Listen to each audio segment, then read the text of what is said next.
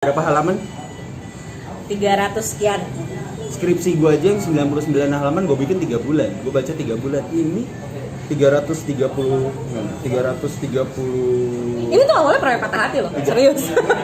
333. 2 kali lu baca ini, setan keluar.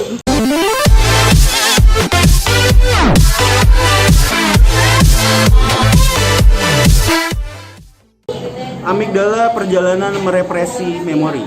Hashtagnya tuh Amigdala PMM. Dan semua orang nggak ngeh gitu. Ya PMM gue pikir polisi militer ya. Karena ya Even Rusnani Anwar yang selaku penyokong dana terbesar dari Amigdala PMM, pas gue propose ke dia, gue mau pakai hashtag ini. Amigdala PMM itu apa ya guys? Even dia nggak ngerti, kayak perjalanan merepresi memori. Dan oh shit, okay. Why the hell don't get it? Ya udah. Gimana abis baca Amigdala? Ayo oke? Gini. Yang migrain, yang mual, yang Iya. sakit perut, yang pusing, yang sampai nyerah untuk bukunya. Terima kasih sudah mencoba membaca ataupun menyelesaikan membaca.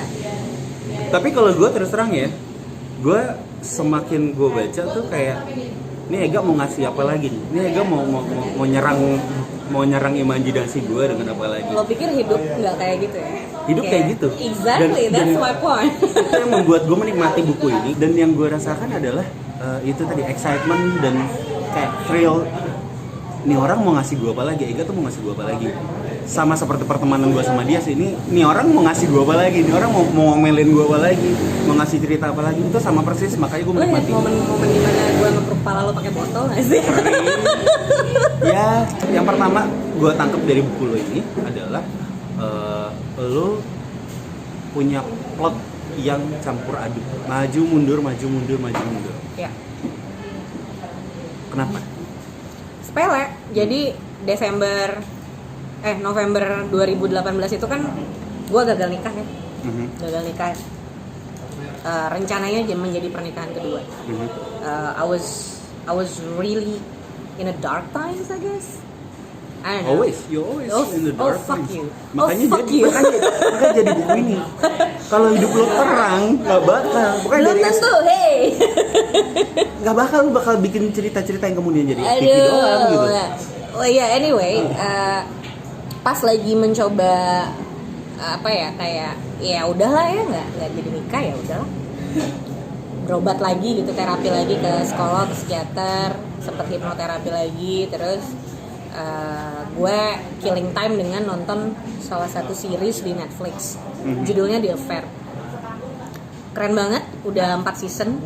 Kalian mesti nonton. Cuma emang sebaiknya pelan-pelan nontonnya gitu. Jangan kayak lu hajar binge watch gitu, malah gak dapet gitu sih. Di The Affair itu plotnya kayak gitu. Maju mundur gitu. Dan gue merasa kayak sebentar. Kok kayaknya gue pernah merasakan ini ya, back and forth. I mean, I've been living with my partner that time like 4 years gitu, 4 years and 2 months. We've been like back and forth gitu, maju mundur, iya apa enggak, Sekretaris nih. Whatever, gue gak mau menyebut namanya, siapapun itu. Kan itu salah satu karakter di sini. Putra tai. Tapi gue gak mau ngomong apa-apa dan gue gak mau menyebut namanya sama sekali. Back and forth, jadi kayak gue menemukan satu kesamaan antara si series The Affair yang ada di Netflix ini dengan apa yang pernah terjadi di hidup gue selama 4 tahun 2 bulan. Back and forth. Idenya dari situ. Tapi idenya bukan gue menulis buku, lebih ke gue harus nulis jurnal. Karena pada saat itu ketika gue datang kembali terapi ke psikolog dan psikiater gue, mereka nanya kayak, lo masih nulis gak? Enggak, it's been a long time. Ya udah, sekarang lo beli buku baru, jadiin jurnal, diary or whatever you wanna call it gitu ya. Lo tulis aja semuanya, apa yang lo rasain tiap hari, kegiatan apa dan sebagainya gitu. Dan ada beberapa macam terapi lainnya lagi gitu kan. Sampai di Januari ke Februari gue ngerasa kayak there's a lot of things been going on my mind. Gak mungkin enggak lah, maksudnya kayak anjing gitu. Apalagi pada saat itu gue punya karir di tempat yang baru, dari semua orang di kantor gue sekarang gitu ya. It's almost 2 years right now. Itu sangat-sangat mempercayakan semua pekerjaan yang gue lakukan gitu kan, dan they always trust my judgment, dan itu reciprocate ke gue. Gue ngerasa oke, karir gue steady di sini, semua orang-orang happy dengan kontribusi gue, jadi I gotta make sure that this one will not fuck up, gitu. You know, relationship boleh fuck up, bodo amat gitu. Karir gue nggak boleh fuck up. Kalau gue gitu. Tapi ya at some point pasti kayak berpengaruh lah, pasti ada goyangnya, ada apanya. Tapi karir lo emang nggak pernah fuck up sih dari dulu. Emang lo pernah? Oh, pernah. Pernah banget. Ini gue ngerasa selain plot maju mundur itu tadi, gue ngerasa gue kayak baca diary lo memang karena itu yang tadi gue bilang. Iya. Akhirnya di bulan Februari masih terapi gitu ya, ditanyalah sama psikiater gue, karena kayak konsumsi obat gue udah mulai dosisnya mulai tinggi, dan beliau kayak enggak, saya dapat catatan nih dari psikologmu, gue gak akan nyebut nama dokternya. Progresnya slow banget, you wanna do something about this? Apa sih lo hal apa sih yang masih bikin lo latch on ke sini gitu? Karena semua faktanya udah ada gitu. Kenapa gue pada saat itu masih denial, kayak enggak nih, ini masih bisa nih, gue masih bisa memperbaiki ini, kami berdua masih bisa memperbaiki ini, apalah gitu kan, denial banget. Terus kayak wah, I don't know about that. Terus terus psikiater gue ngomong, why don't you write a book? So I was like, what? A book? Like a real book? Iya, based on what? Ya ini aja. I don't know, mungkin bukan berdasarkan tapi lebih inspired ya, terinspirasi gitu. Akhirnya dari situ, anyway di bulan Maret ketok palunya udah gongnya tuh udah dar gitu. Oke nih, gue gak akan bisa lagi, tidak akan ada yang bisa diperbaiki lagi dari apa yang sudah terjadi kemarin. That's it. We took our separate ways. Ya sudah gitu kan. Ya udah, akhirnya dari bulan Maret itu gue mulai serius menulis ini. Dari yang tadinya cuma di jurnal, BTW gue hari ini lagi nggak bawa jurnal, jadi gue nggak bisa tunjukin. Dari yang tadi cuma jurnal, akhirnya gue pindahin lah ke Google Drive. Orang pertama yang gue kasih tahu soal ini adalah sahabat gue, salah satu sahabat gue, salah satu support system gue dari 2009 2010. No, more than that ya, gue lupa. Iya, Upil Kelabu, of course. Padahal gue nggak mau itu. Gak apa-apa. Ajeng Savitri Riandarini. Kenapa dia? Karena bisa dibilang dari sekian banyak teman gue, even keluarga gue pun, keluarga inti gitu ya, itu nggak tahu detailnya, nggak tahu dalamnya. When I was struggling after my first marriage and all gitu, itu mereka nggak tahu. Ketika udah selesai, gue baru ngomong kayak, hey, I've been going to therapy like this and that gitu. Tapi kalau sama Ajeng, since day one, gue ngomong sama dia, gue menemukan tempat ini dan gue harus melakukan ini. Dan Ajeng pada saat itu ngomong kayak, oke, kenapa lo merasa melakukan ini? Kenapa lo merasa harus melakukan ini? Gue bilang, gue merasa gue tidak bisa lagi function dengan baik. Ya Ajeng kayak berusaha ngasih tahu gue kayak, are you sure you're gonna do this? Cause this is gonna be a long run gitu kan. Namanya terapi tuh kayak lo nggak sebulan, 2 bulan, setahun, 2 tahun enggak gitu. Dan harus continuous kan. Gue bilang sama dia, gue merasa gue nggak function dengan baik karena there's a day di kantor gue nggak bisa kerja, kepala kemana-mana, badan nggak enak dan sebagainya. Ya udah, akhirnya gue menemukanlah satu klinik ini, psikolog, pertama kali ke psikolog. Terus setelah tektokan 6 bulan, 8 bulan, setahun, akhirnya oke, lo butuh psikiater. Makanya gue selalu bilang sama banyak orang yang ngerasa kayak, kok gue ngerasa nggak function ya, kenapa ya gitu. Kalau udah mulai merasakan kecenderungan yang aneh gitu ya, atau kayak nggak biasanya lo rasakan gitu, mungkin ada baiknya lo mencoba bertemu dengan profesional, psikolog, psikiater. Tapi sebaiknya kalau bisa itu barengan tuh, jangan sampai ada putus di tengah jalan. Maksudnya gini. Barengan maksudnya psikolog, psikiater atau? Iya, jadi kayak lo harus selang-seling. Dan yang bisa mutusin apakah lo butuh ke psikiater itu adalah psikolog. Kalau lo datang ke psikiater duluan, psikiater itu kan orang yang bisa ngasih obat kan. Tapi kalau gue pribadi yang gue alamin adalah gue fase pertama gue mesti ceritain dulu semuanya, ngeluarin dulu semuanya, baru diputuskan oke, lo butuh ini, berarti lo harus ke psikiater.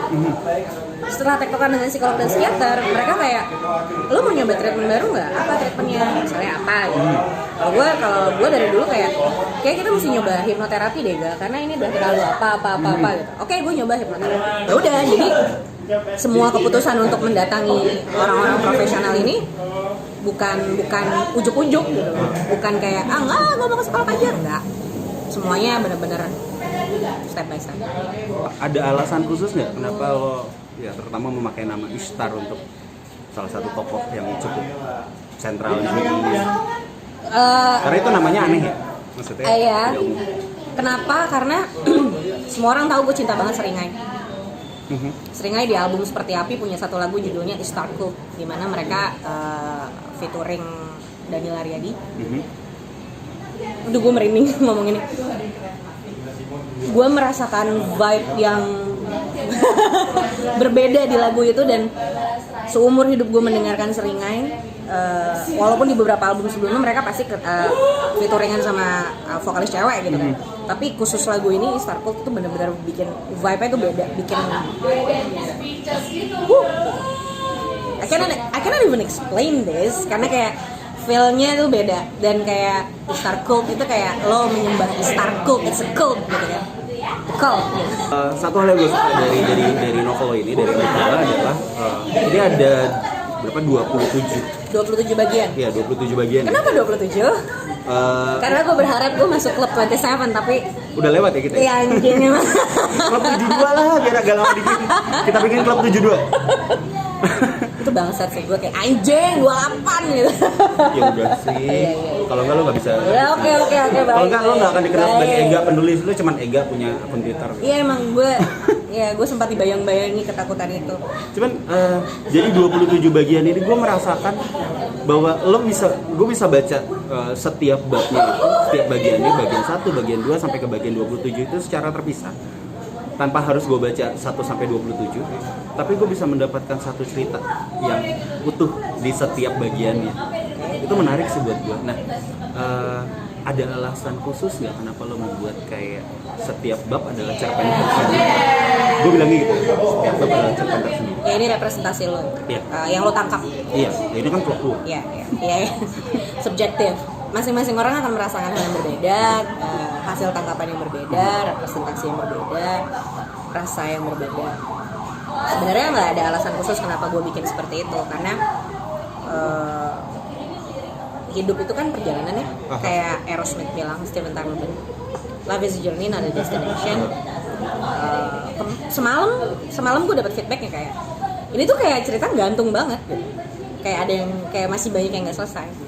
Ya emang nggak selesai cuy. Perjalanan hidup lo bakalan selesai kalau lo mati. Udah. Balik ke buku, kenapa lo bisa menangkap satu bagian itu adalah 1 cerita utuh, lalu disambungin ke sini masih bisa nyambung, tapi ada 1 cerita utuh lagi. To be honest, gue nggak melakukan itu dengan niatan. Gue tidak berniat melakukan itu. Tapi itu terjadi ya? Tapi itu terjadi dan itu mengalir. Ada yang menangkap. Iya, dan itu ada yang menangkap. Dan itu mengalir karena ketika gue bikin Amigdala PMM, bener-bener nggak ada yang gue tahan. I wasn't holding myself at all. This is all my shit, like literally. This is what I've been going through until today gitu. Jadi ya udah. Tujuannya cuma pengen nge-share cerita hidup gue tuh kayak gimana sih. Kalau ada yang tertarik baca, monggo, enggak juga gak apa-apa gitu. Gue gak nyari cuan, gue gak nyari acknowledgement. Rusnani Anwar lagi-lagi bilang hidup orang itu, hidup manusia itu dibagi menjadi 2 state. Yang pertama act of being, sama I forgot. Tolong dicatat. Jadi intinya gini, ini berdasarkan Plato. Jadi ketika Rustani Anwar ngomong ke gue, hidup itu ada 2 stage. Yang pertama lo menjadi manusia dengan melakukan semua hal based on social construct. Lo bekerja, lo bahasa pinak, lo apa gitu ya. Yang kedua adalah ya itu yang tadi gue lupa keywordnya apa, dia cuma bilang ketika manusia sudah merasa harus mengaktualisasi diri, ketika manusia sudah kayak enggak nih gue udah cukup dengan ini, gue sudah selesai dengan ini, gue butuh satu hal sebagai gong, yaitu mengaktualisasi diri. Mengaktualisasi diri itu kan macam-macam ya caranya, musik, lukisan, apa yang kebanyakan yang gue lihat itu berhubungan dengan seni, menulis salah satunya. So actually this is my way untuk mengaktualisasi diri gue. Kayak yang tadi lo bilang, Put, gue akhirnya tidak dikenal hanya sebagai pemilik akun Twitter yang berisik, yang ngoceh mulu, dan gue pernah hidup di fase yang berada di bawah bayang-bayang nama besar seseorang. Lo pasti bisa nerka lah arahnya kemana, dan gue benci sekali itu. Jangan sedih, sampai bulan lalu aja itu masih ada yang nanyain ke gue kayak, hey apa kabar sih ini? Gitu. Gue udah nggak gitu sih sama dia gitu.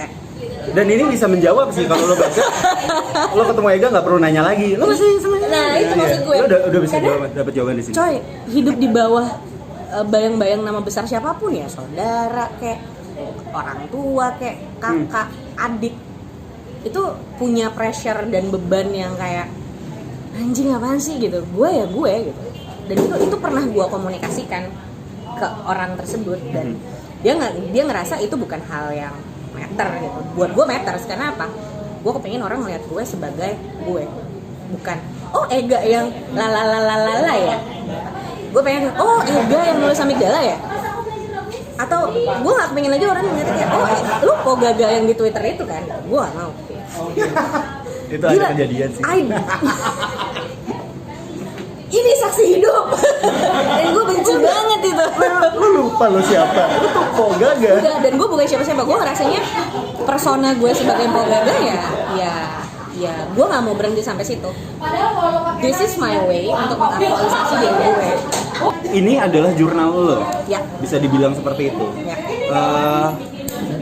Orang ketika baca ini akan bisa tahu, setidaknya bisa menyimpulkan dan melakukan judgement ke lo bahwa Ega tuh orangnya begini dan dia pernah ngalamin ini karena ini tertulis secara gamblang di sini. Lo nggak punya ketakutan?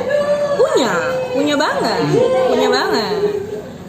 We've been living in this kind of society ya, apalagi sekarang kan? Ya makin hari orang makin banyak dengan mudahnya ngomong halo ini lo, melabeli banyak orang dengan kayak lo ini lo tai lo apa gitu. Punya ketakutan itu. Even sebelum buku ini rilis pun berkali-kali gue ngobrol sama Amar, gue ngobrol sama Pak Bos gue Tara, sama teman-teman deket gue, support system gue kayak.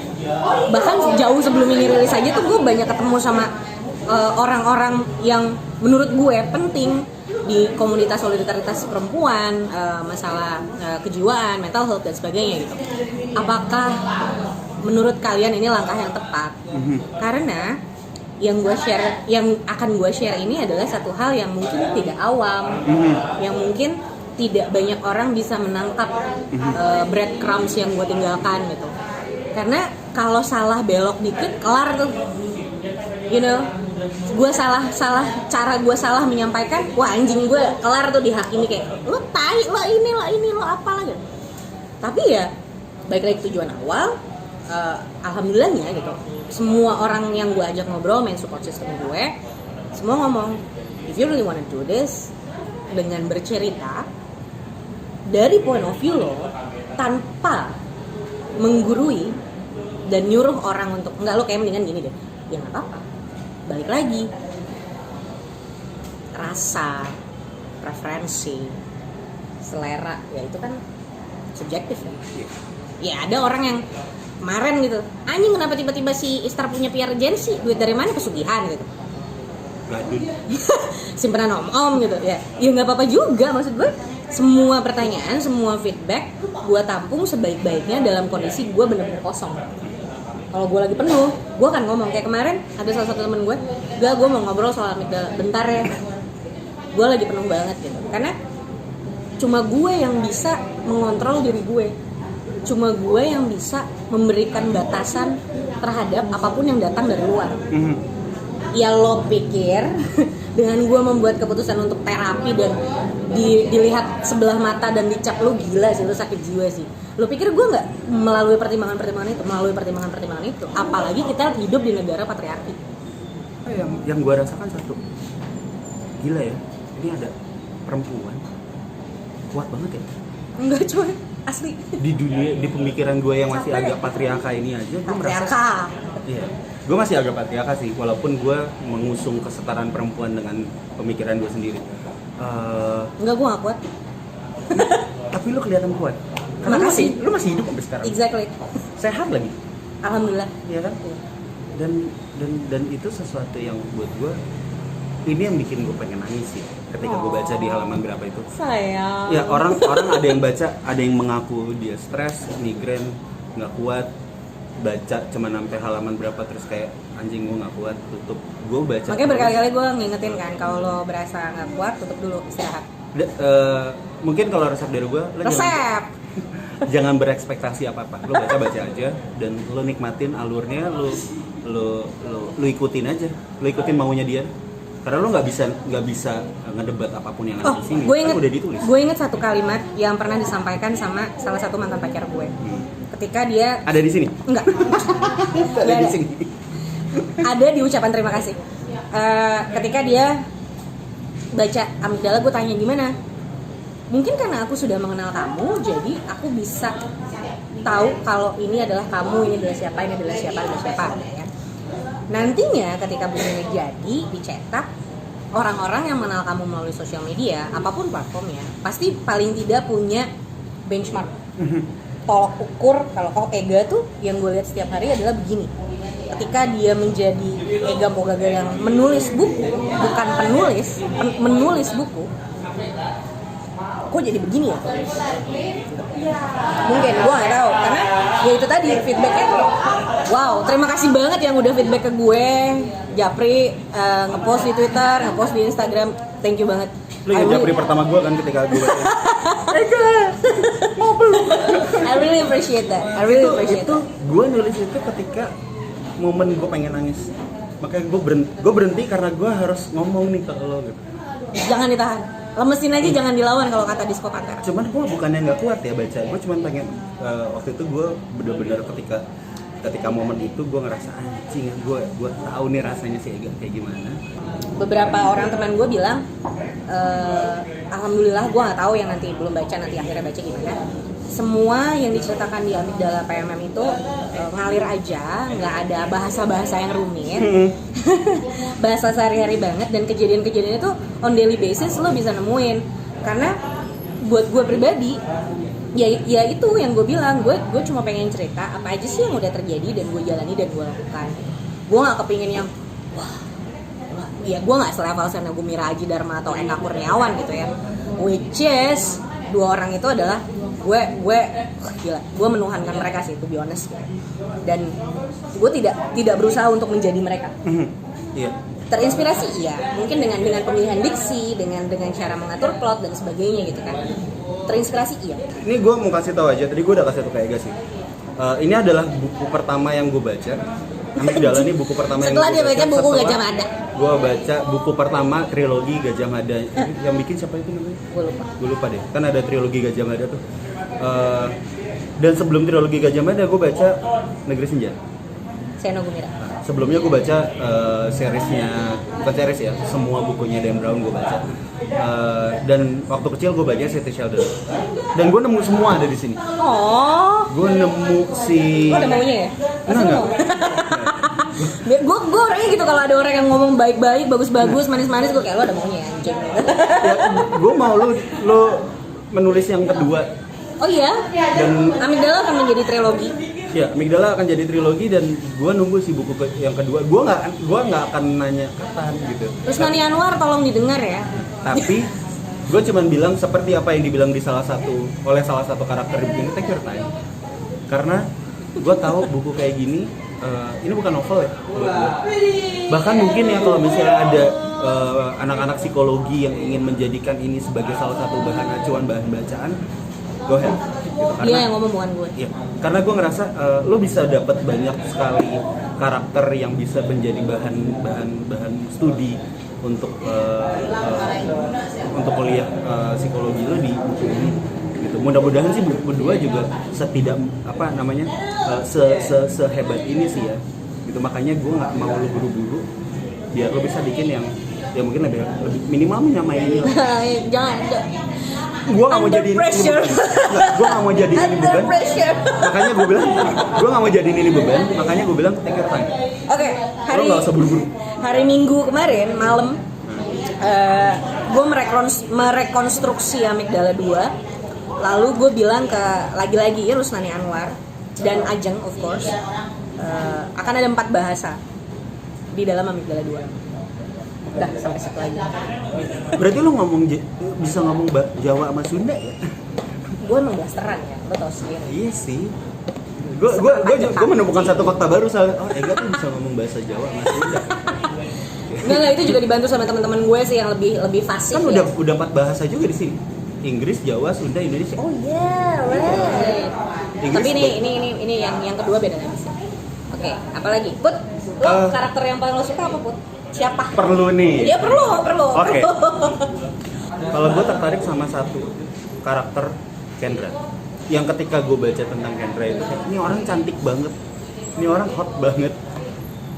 Tapi, Terima kasih berhasil memvisualisasikan masing-masing karakter tuh, itu keren. Enggak, gue yakin ini ganteng-ganteng dan cantik-cantik semua di sini. Gue yakin. Based on social construct, man. Ini cewek juga punya satu masalah tersendiri dan satu yang gue suka dari buku ini adalah setiap karakter seakan-akan bisa menjadi tokoh sentral. Yes. Di buku ini. Tidak ada satu tokoh sentral yang benar-benar tidak semua terpusat di dia gitu. Ya, Dan karena itu kayak, the world doesn't revolve around ya, you. Itu jadinya ada And your pain bukan lu doang yang ngerasain naik KRL kejepit-jepit. Iya, bener. Bukan lu doang yang ngerasain naik Gojek bannya kempes. Come on, the world doesn't revolve around you. Dan- Stop had a mindset like that. Ya, karena banyak sekali kayak kita ngomongin penulis-penulis besar pun bukannya gue menjelek-jelekan ya, tapi Narkoba. narkoba gue vitamin C dong. Estersi. Enak. Baik. Nah, banyak penulis itu rata-rata membuat satu novel, satu cerpen, satu cerita cerbung, Bobo. Karakter komik utama. gitu. Itu ada karakter utama dan karakter, gua nggak bilang pembantu tapi pelengkap, Secondary lah ya. secondary karakter. Tapi di Amigdala gua nggak menemukan itu. Oh. Gue menemukan bahwa setiap karakter ini karakter yang sering disebut di sini ya. Jadi ada beberapa yang cuma cameo sih gitu. Cuman Belum tentu. di sini di buku ini. Baik. Kedua gue nggak tahu kan. Baik. Gitu. Tapi karakter-karakter ini kemudian menjadi tokoh sentral di setiap ceritanya yang ada di sini. Makanya gue bilang kan ini bisa dipecah menjadi 27 bagian. Gitu. Satu novel ini bisa dipecah menjadi 27 bagian sehingga ya gue ngerasa di setiap bagian itu ada karakter sendiri-sendiri yang dimunculkan. Gini. Dan mereka saling beririsan. Buat gue itu penonton Friends, Sex and the City, Charm, right? Isinya begitu ya? Ya. Dimana kita contoh 3 itu aja lah, 3 series itu aja. Lo nggak nonton Beverly Hills 90210? Oh iya nonton, cuma buat gue nggak terlalu berkesan ya. Gue sebut cuma 3, Friends, Sex and the City, sama Charm. Kenapa? Gue tidak menjadikan tokoh utama sebagai tokoh sentral dan harus dia yang membuat keputusan gitu, harus dia yang apa dia yang enggak. Karena hidup itu berkesinambungan. Hidup itu simbiosis mutualisme. Lo lihat semua karakter yang di series itu, mereka bergantung satu sama lain. Ketika mereka nggak capable gitu, mereka nggak punya capability untuk anjing gue nggak bisa nih mutusin ini, siapa ya? Oh iya si ini. Gitu. Kayak misalnya urusan public relation di Sex and the City, semua orang pasti ke Samantha Jones, ya kan? Urusan menulis, semua orang pasti ke Kenny Bradshaw. Urusan hukum, semua ke Miranda Hobbs. Urusan soal seni, semua ke Charlotte. Kayak gitu. Jadi kayak right, kayak gitu. Jadi gue berusaha membangun vibe itu lagi dengan si karakter-karakter yang ada di Amigdala. Kenapa? Karena Ishtar dan siapapun di luar sana, Shana di luar sana nggak bisa hidup sendirian coy. Walaupun pada akhirnya every man for themselves. Ini tuh psikologi, ini tuh ada sosiologi. Makanya mungkin gue nyangkut ya di sini gitu karena ini adalah topik yang gue suka tentang ini. Gitu. Dimana di sini lo bisa menyampaikan thriller tanpa harus menegangkan. Oh ya? Ya, ini kan ada lo ngomong kayak gitu. ini ada thrillernya. Thriller maksudnya lo karakter-karakter ini berdebat dengan pemikirannya sendiri, bergulat, kemudian bergulat dengan pemikiran orang lain. Itu kan sebuah thriller sebetulnya. Tapi lo tidak menyampaikannya dengan menegangkan. Gitu. Lo bisa menyampaikan ini dengan ini buku enteng sebetulnya. Kalau lo baca, lo ikutin, ini enteng. Buat dia. Gitu. Balik lagi, masing-masing orang Iya. punya kapasitas sendiri. Kalau nggak enteng, gue nggak bakal kelar 2 hari sih. Ini 2 hari gue. Berapa halaman? 300 sekian. Skripsi gue aja yang 99 halaman gue bikin 3 bulan. Gue baca 3 bulan. Ini 330. Ini tuh awalnya proyek patah hati loh, serius. 333. 2 kali lu baca ini, setan keluar. Anjing, iya emang gua setannya. Cuman ya itu tadi, ini buku enteng buat gue pribadi. Tapi gue bisa hampir nangis di sini sehingga gue harus WhatsApp dia dan menyampaikan, gak gue main meluk gitu. Karena itu yang terjadi dan ada beberapa orang yang membaca ini juga merasakan depresinya, merasakan kesedihannya. Jadi gue nggak akan nyuruh lo baca sih pada akhirnya. Cuman kenapa nggak lo coba untuk baca buku ini? Gitu. Itu ini keren sih ya gak? Ini keren. Dia sampai bilang ke gue jangan terlalu dipuji lah, tapi enggak, gue nggak bisa gue kayak gue takut sih, serius. Makin banyak orang ngomong bagus gitu ya, keren, bagus, apa, gue takut banget. Mungkin ini bisa ini Takut banget lagi. ini saran sih dari gue. Ketika orang melihat dan memuji lo, semua yang membaca ini memuji lo, itu lo jadiin motivasi untuk oke, gue bisa bikin karya sebagus ini, berarti next gue bisa bikin karya yang sebagus ini. Nah itu maksud gue, jadinya ke pressure dan jangan pressure, maksudnya motivasi. Jangan dong. Lu kayak Mario Teguh, motivasi is bullshit. Wey, golden ways is the greatest way. Bullshit. Tai kambing. Tapi ya. Pada akhirnya cuma lo yang bisa nyelamatin diri lo sendiri. Serius. Tapi jangan lupain teman-teman lo. Itu pasti, jangan lupain orang itu pasti. sekitar lo karena mereka Support akan system itu penting. Iya. Support system itu penting banget. Ini kelihatan banget kok di sini. Gitu. Renjana dan Kendra ya, ini terakhir. Renjana dan Kendra. Everyone has their own sickness. Seriously. Mau lihat fotonya dong. Si Kendra. Everyone has their own sickness. Tapi tidak semua orang bisa mengambil peran dan menjalankan peran sebagai caregiver. Iya, betul. Banyak orang Apalagi yang kalau nyerah masih sama sakit, gue. jangan jadi caregiver dulu. Nah, Kasihan nanti. iya, lo sembuh aja dulu. Emang bisa sembuh? Bisa. Gue pengen nanya, emang orang-orang dengan Bisa. Kalau gue sih optimis gue bisa sembuh dalam arti kata gue bisa function, gue bisa kerja dengan baik, gue bisa take good care of my family, take good care of my friends, bisa ketemu lo, bisa ketemu Mas Ari, bisa mau video story. Buat gue itu gue sembuh. Itu pertanyaan awam ya, bukan sinisme Iya, ya? Maksudnya iya. karena setahu gue yang namanya Tolok ukur gue, benchmark gue, ketika gue merasa gue sudah sembuh, gue sudah heal, gue bisa bersosialisasi dan function dengan baik. Dah sampai situ. Gue nggak yang kayak wah muluk-muluk, gue mesti bisa ini, gue mesti bisa itu. Enggak. I always aim high or hell water. Tapi di umur gue yang sekarang, gue harus bisa realistis. Paling enggak, gue bisa keluar dari rumah, pergi ke kantor, bekerja dengan baik, berkontribusi terhadap orang-orang yang sudah memberikan gue kepercayaan dan pekerjaan. Untuk ya ini part lo sebagai karyawan di sini, lo harus bekerja dengan baik. I do that. Itu tandanya gue sudah function dengan baik, gue sudah sembuh. tapi gue sebel. Kenapa? Lu bawa umur. Lah. Setiap orang tuh punya Iya. fasenya gitu maksud gue. Kalau sekarang ada orang di umur gue yang mungkin udah kece banget gitu, kece dalam arti kata based on social construct ya, kayak punya perusahaan sendiri atau apa gitu. Bebas. Silakan aja. Jangan pernah maksain standar orang ke hidup lo. Itu yang bikin berat. Gue selalu ngomong sama diri gue sendiri, gak, lo bisa. Aim high or hell water. Jadinya apa? Rusak gue. Serius. Karena gue nggak realistis. Itu makanya jadi highway to hell ya. Exactly.